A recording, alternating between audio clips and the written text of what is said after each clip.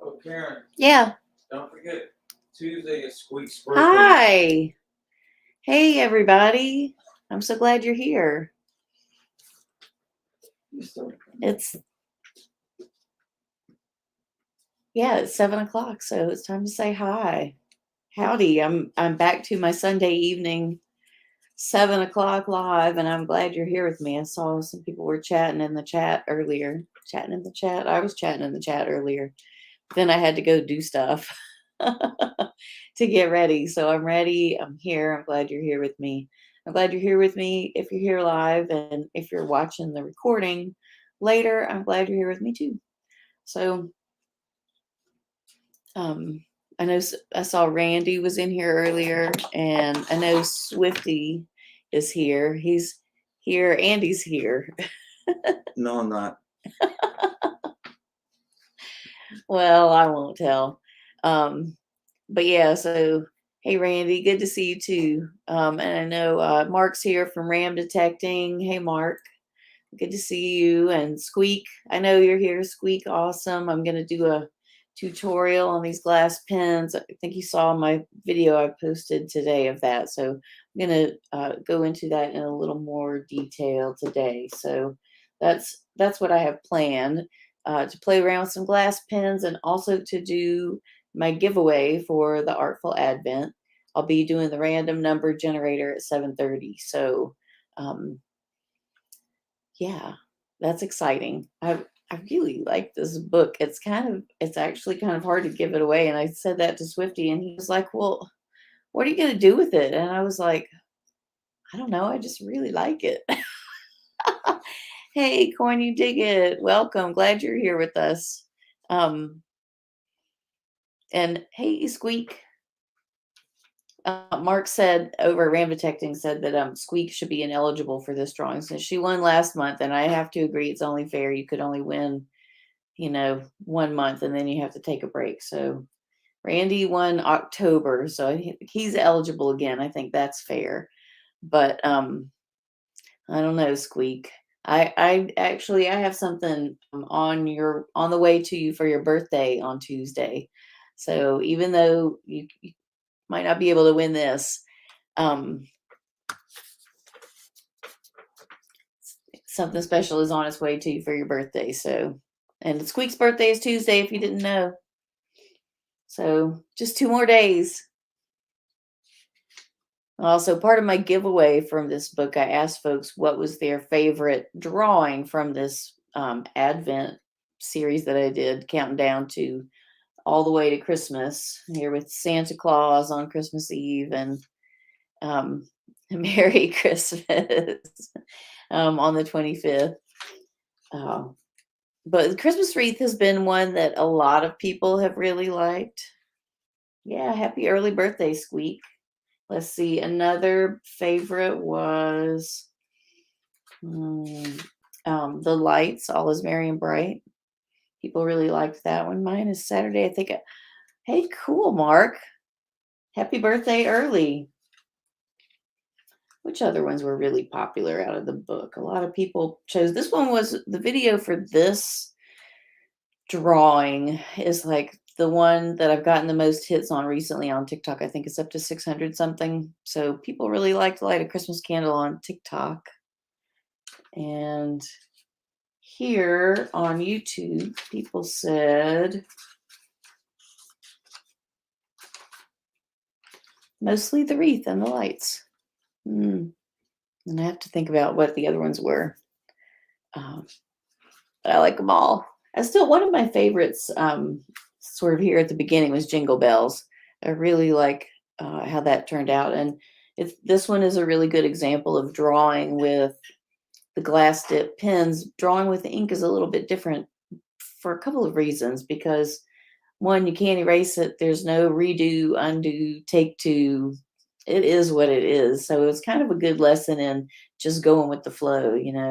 If you're into Japanese culture, wabi sabi, being okay with it not being perfect. That's a part of, I hear you, Mark. That's a part of drawing with ink. You just have to be okay with it the way it is, because you can't change it.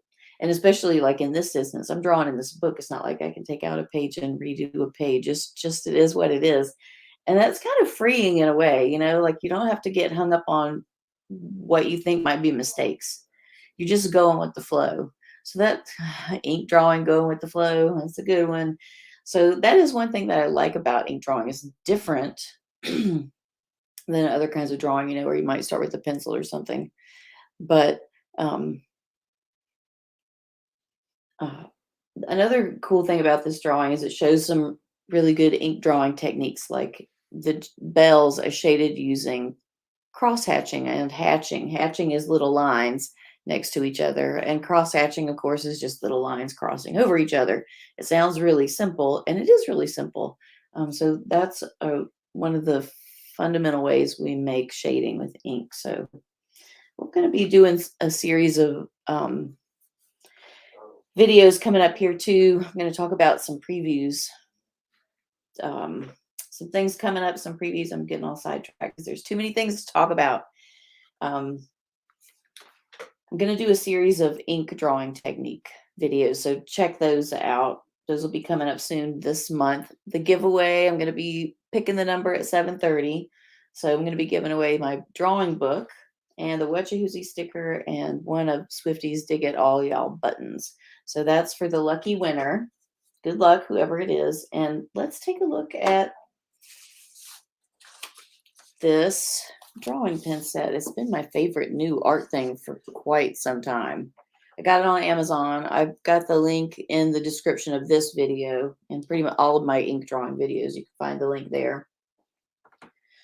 So it comes with 2 drawing pens, 2 glass drawing pens, a pen rest, so you have a little place to put your pen so it doesn't roll off the table, which is a clear and present danger with something round. And has a little cup with it. It's, theoretically to rinse, but I use just a reused container from my kitchen, that I've washed really well. I think with more water, it rinses it better. It gets more of the ink off. So I use a larger water container, but I actually use this one to mix other shades of ink. Like if I want to use a gray, I don't have gray in my set. So I just put some water in there and a couple of drops of black. And I don't have to use a lot of ink. I don't waste a lot because I'm not going to use nearly that much to draw all at once. But yeah, I use this to mix ink colors really, and my big water container to rinse. And then it had 12 bottles of ink. You've got your rainbow of colors here, and then a black and 2 browns, one cooler brown and one warmer brown. So it's a really nice drawing variety. Other than gray and pink, like a light pink, which I mixed in my little measuring glass here. A lot of water and just a little bit of pink ink. Other than those 2 things, this drawing set has really filled all the needs that I have for drawing. I haven't gone to draw anything and been like, oh, I don't think I can make that happen. Everything has worked out okay with this drawing set. I know they make a 24 ink set, that has all the tertiary colors and more neutrals. So that's kind of on my wish list.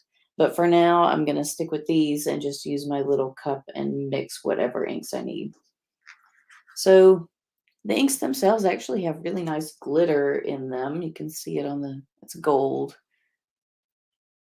Squeak had to go see what her number was.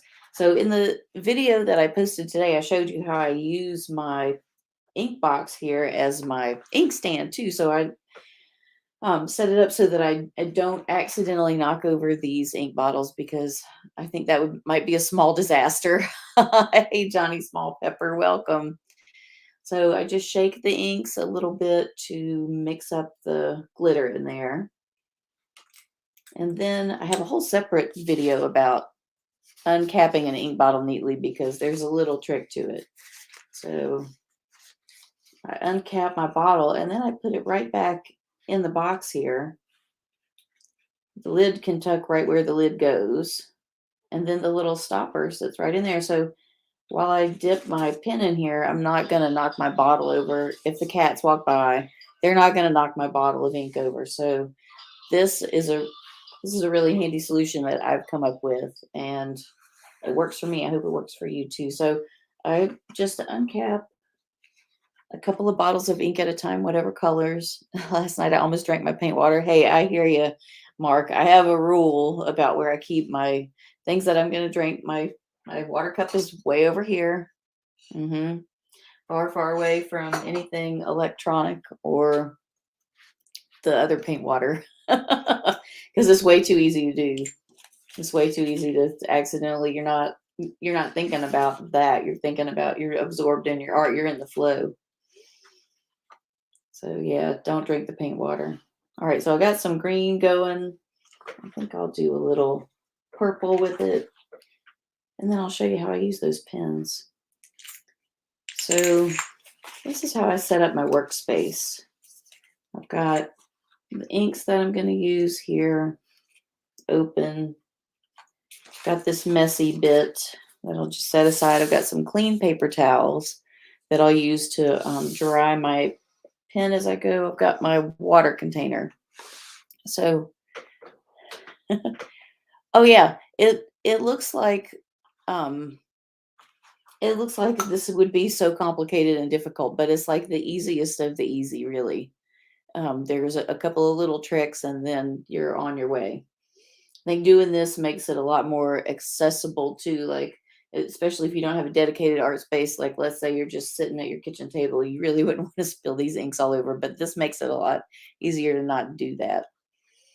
I haven't dropped a pen yet, so I've been really diligent about, I don't leave my pens out when I walk away. I'm in the middle of doing something, I need to go get fresh water or something. I put my pens and everything away because the cats are far too interested in this whole thing to be trusted. They are not to be trusted with this while I walk away. So I've got my little pen stand here, which is kind of a little glass stand with a dip in the middle, and your pen goes right there. That's what keeps it from rolling off your table, because otherwise it certainly would. We've got our ink, we've got our water, we need some paper. I use a couple of different kinds of paper. I use just a white cardstock. Oh yeah, too easy to drink your dirty water, totally. Yeah, your paint water and not even realize it. Yep, I got you, Mark. Just a regular uncoated white cardstock that really works well with the ink, and an ink paper from, let me see, this sketchbook. There we go. Pen and ink from Canson. So it's an ink paper, which is nice because it doesn't bleed and feather. If you don't, some papers are not really great for ink, and when you try to draw on them, the ink goes everywhere and it just makes a mess. But these two papers, the white cardstock and the Canson XL ink, have been great. So I'll put links for those in the description too. I don't know if I have those down there. My cat knocked my box off my table when I was decorating my new room. Squeak said, "Oh, I hope everything was all right." I'm keeping my fingers crossed there. Yeah, cats and glass dip pens and ink. Well, really, cats and any kind of art materials is just sort of asking for trouble, isn't it? Oh, it's an ongoing challenge for me because I like the cats being around. I have little cat beds under my workspace here, and the scratcher and a little box and some ribbons. Like, they have a whole cat playground down there, and that's fine. But when they come up here and start messing with my stuff, that's a whole different story. So here's how this works. We've got our bottle of ink and we've got our pen. And the pen, oh, I'm glad it was okay, Squeak. The pen has these flutes at the end, and that's what holds the ink. And the ink flows down the end through capillary action when you touch your paper. So it's actually really controllable. And this part is just the handle. So you want to make sure you don't get this part in the ink bottle. Yeah, Mark, definitely a breathing technique, because you just kind of have to get into it. So I definitely try not to get ink on this part because I'll touch it. But this part, I want to get all of that in the ink. So just dip it down in there, and after I dip it, I touch the end of the pen to the edge of the bottle to get that extra drip off the end. So, and then we're ready to draw. And this pen won't work if you hold it straight up and down, because you don't have any contact with the ink right there on the very tip of the pen. You um, have to hold it at a 45-degree angle. And when you do that, the ink flows. And it's kind of amazing how much ink this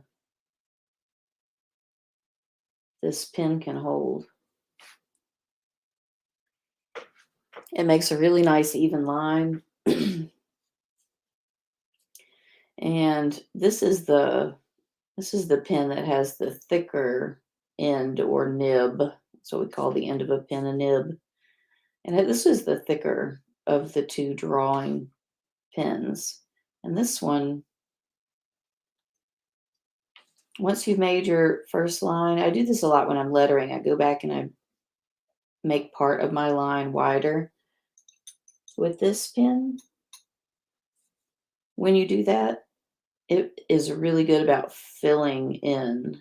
It holds a lot of ink and it'll let it out a lot quicker than the fine pen will. We'll take a look at that in a minute. But it's really good for making shapes and filling them in.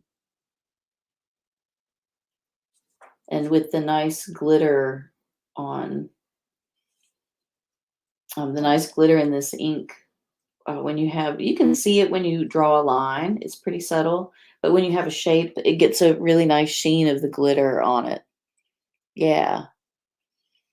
And I definitely recommend combining. All right, so I'm done drawing with that one for right now. So I just gave it a good rinse in the water, just a little swish like you would a paintbrush, And you can take a look and see. You want to make sure there's no ink left on your pen because it'll dry in the flutes, and that will reduce how much ink your pen can hold, and it'll reduce the rate of flow too. So you don't want to have a dirty pen, and you can clean it with warm water and soap. Give it a scrub, or you can clean it with alcohol, like rubbing alcohol too. So that's the wider of the two pens, and this is the finer of the two pens. You can see it's got a really fine point on it, and it's actually kind of a steeper angle here, so the ink doesn't flow as quickly. Also, as it does with the other pen, like when you're filling in shapes with this pen, you can actually get a little detail if you want to. The other pen just kind of blobs it on there, which is good if you're filling up a big shape.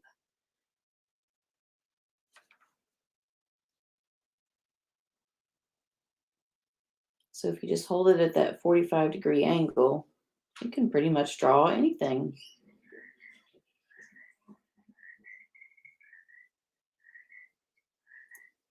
And I was talking earlier about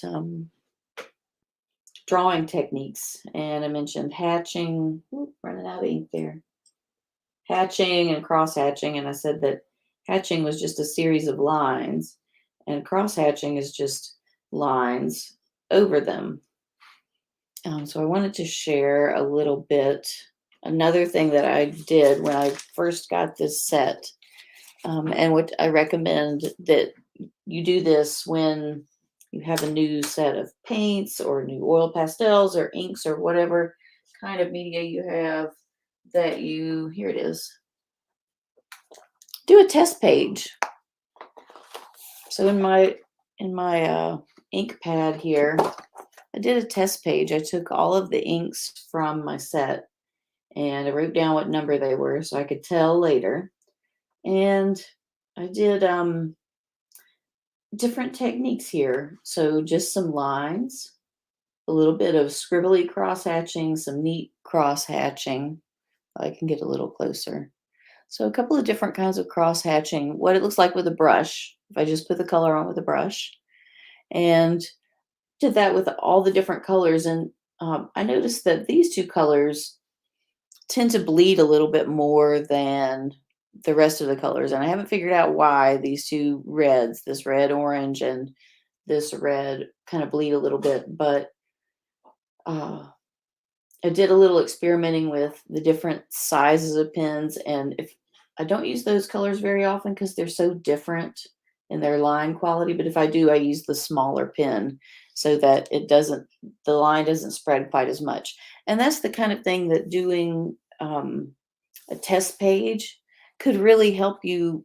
Like, I was really frustrated at first because I didn't realize these were um, so much more prone to bleed than the other colors. And it led to problems in a couple of drawings. But after I did the test page, I was like, oh, okay, here's one way I can control it. I can use the smaller pen and I get a little less bleeding with that. I get less bleeding on this paper too than I do on the cardstock or in the, these books are not really ink paper. So there is a little bit more bleeding. Like, let me see if I can find this one real quick. Probably not because I said that, right? That's how it goes.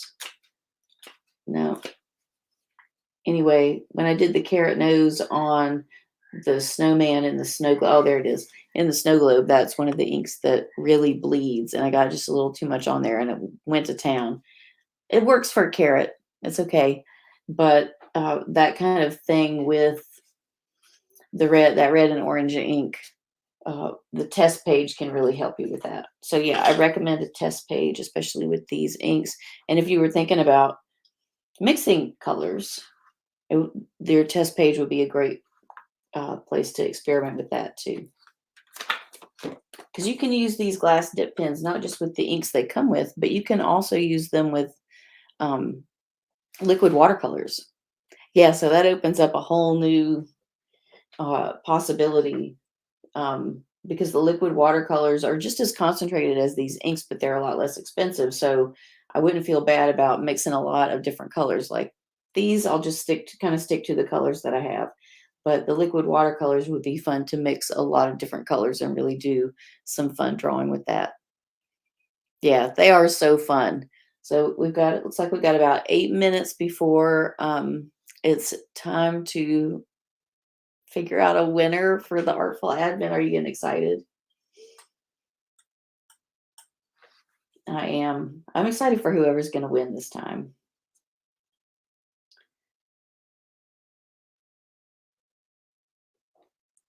So I posted a couple of videos today on YouTube. One was a new class that I'm offering now on Outschool for young learners. I'm doing brain breaks. Hey, Susie Q, glad you're here. Brain breaks. They're quick drawing classes that combine a simple, easy drawing with, yeah, watercolor will work with the pen. Yep. Yeah, you can definitely draw with watercolors with these.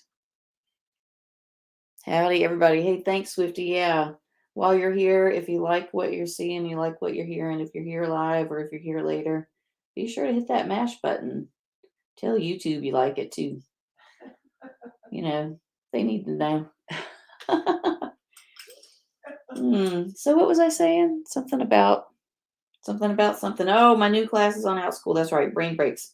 Combine really simple drawing with some mindfulness techniques, either breathing or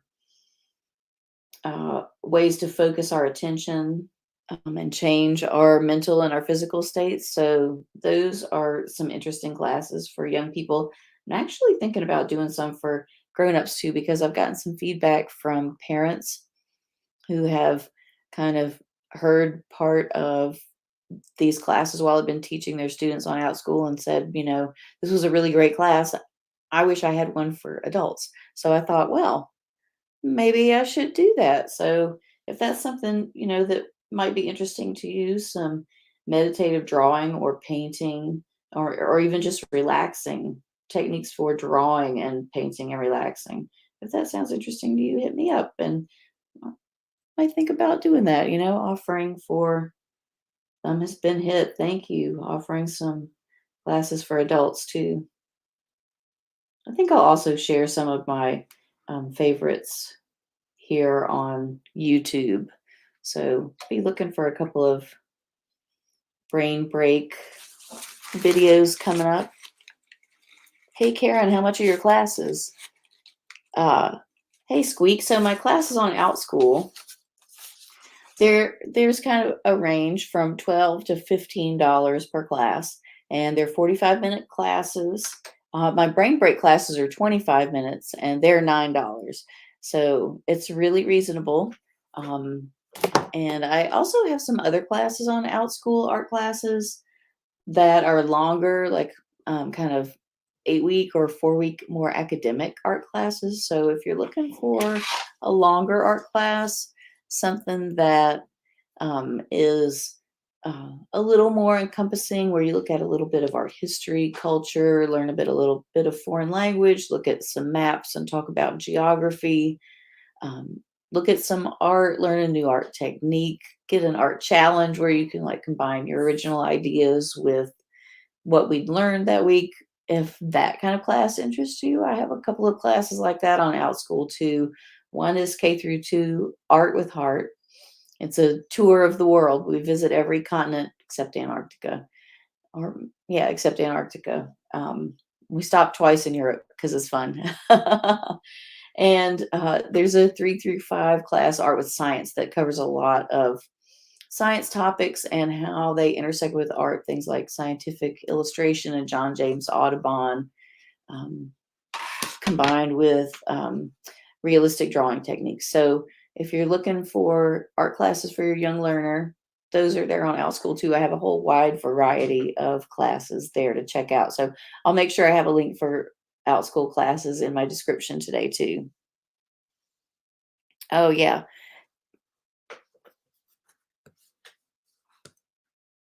Oh, Susie Q, I hope you're feeling better. She says she has not been feeling well, so that is a bummer. I am sorry to hear about that. That is a really hard one when you're not feeling well. Definitely don't want to invest time in looking at anything new or anything like that. So let me see. I'm going to post a link to my Outschool here.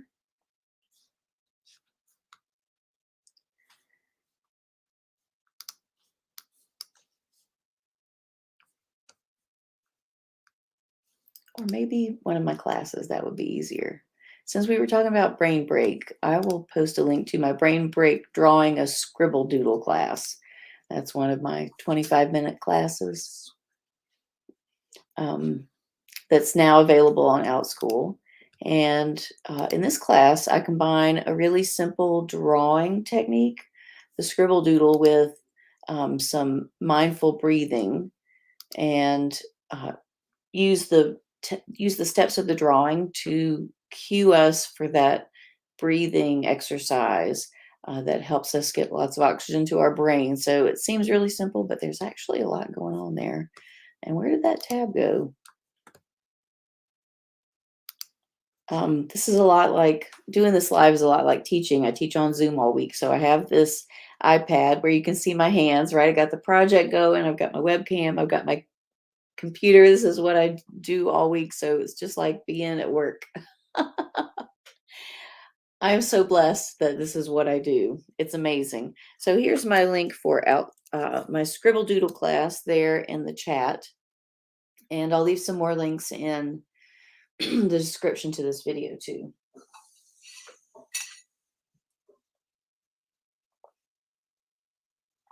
Whew. That's a whole lot of talking, y'all. I'm glad you're here with me, and thanks for everybody for hanging out. And it's 7:30.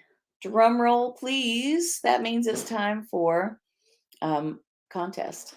And I was going to do a random number generator. To enter this contest, you had to comment on the giveaway video with which of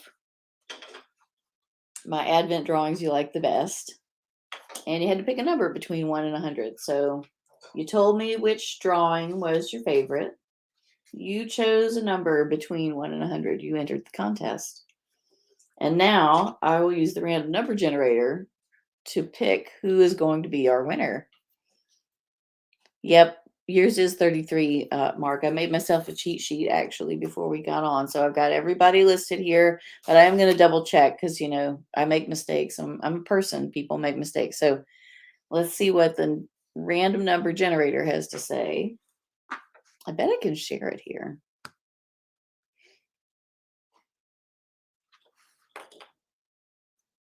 Oh, Squeak is going to check her number.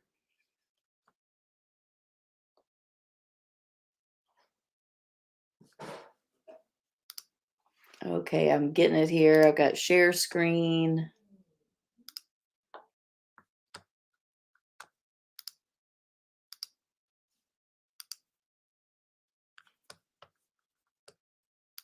I'm getting there, folks. Thanks for your patience. All right, I've got the random number generator there, and I've got on my thinking face. I know you can tell. All right, so maximum of 100.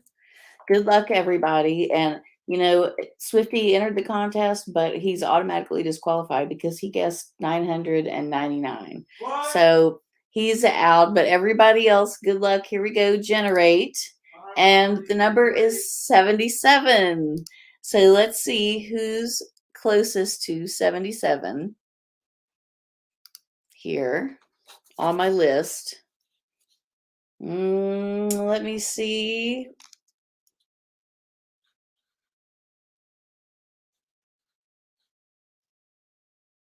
77. The closest one is Dig Detect Smile. So Peter won my giveaway. Congratulations, Peter. I'll be getting this out to you in the mail. I will be in touch with you somehow. I'm sure that I know people that know you and how to get in touch with you. So Dig Detect Smile. Thanks for entering. Thanks for hanging out. And congratulations. You won my Artful Advent book and some goodies from Treasure Hunting with Swifty. I'll get those out in the mail to you pronto, and I'll send you a tracking number so you can keep up with them. I know, so close. Oh, I'm sorry everybody couldn't win. But hey, that brings me to another topic that I wanted to talk about tonight before I sign off and say good night. I am taking this month off from doing a daily drawing video because I'm putting a lot of energy into a big surprise that I have for you all at the end of the month. So I'm really excited to share it with you. I'll give you a little hint. It's a way for me to share my artwork even more than just these drawing videos or my classes on Outschool. So it's going to be pretty big. It's really big. I'm super excited. And I'm going to just share a little bit of the secret of what it is as we go along during January. So the end of this month will be the big reveal. And I'll drop a couple of breadcrumbs along the way. Oh, that's a good one, Mark. I hope you look at the Christmas lights and think of me. That's really funny because the Christmas lights were Mark's favorite if he didn't put that together. So yeah, I'm super excited for that at the end of the month. I will still be sharing some drawing and art videos with you. If you didn't see my glass dip pen tutorial today, check that out. It's a lot of the same things that I shared while we were together today. And what else did I want to talk about that I haven't talked about already? What have I forgotten? I gave Swifty a little rundown before I came on. I said, I want to talk about this and this. And I think I've just about talked about everything that I wanted to talk about. I want to say thank you again to everybody who's here hanging out, everybody who's here hanging out live, everybody who's checking in later. And thanks for watching my channel. Thanks for subscribing. Be on the lookout for some new fun and different stuff. And have a great rest of your Sunday evening. I'll see you again next Sunday for some more art fun. So have fun with your glass dip pens. Get them in my link in my description and have some fun creating, friends. See you next time.